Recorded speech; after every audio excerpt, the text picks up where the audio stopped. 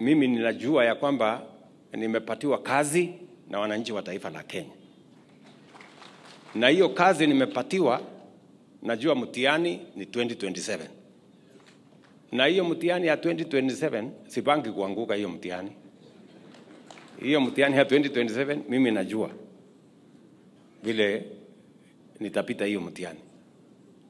Kwa sababu mlianiambia nirekebishe kilimo. Na hiyo kilimo nimerekebisha. Chai inalipa better. Kahawa inalipa better. Fertilizer nimeteremsha chini. Maziwa inalipa better. Sio ndio mtihani? Mliniambia niunganishe stima. In 5 years tutakuwa tumeunganisha 1.2 million people. Mliniambia nirekebishe elimu. Elimu nimenyorosha CBC, nimeajiri walimu 76,000, niko na funding model mpya ambaye imeokoa ma university karibu 23 ilikuwa imecollapse.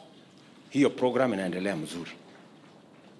Tulikubaliana na nyinyi mambo ya kupanga ajira ya vijana.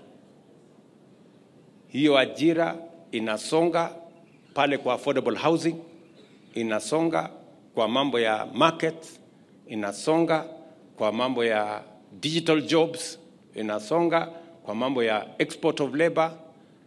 Mimi niko na scorecard ambaye itadhihirisha wazi ya kwamba hiyo kazi ya kupanga ajira ya vijana nimetekeleza. Muliniambia nipange mambo ya afya. Mambo ya afya ndio hii. Hakuja kuwa na watu milioni 21 wamesajiliwa katika mpango ya afya. Kufikia sasa, jana, watu 21 million walikuwa wamejisajili kwa programu ya SHA.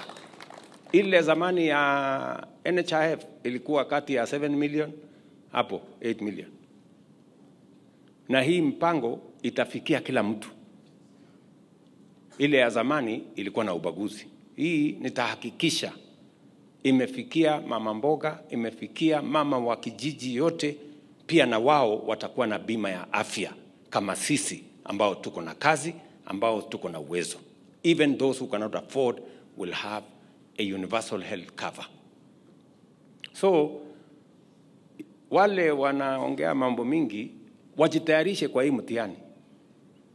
Wasiongee tu hivi. They must have a plan. And that plan must be better than mine. Lakini kama ni kuongea tu hii kelele, watazama asubuhi na mapema. So, usikuwe na wasiwasi.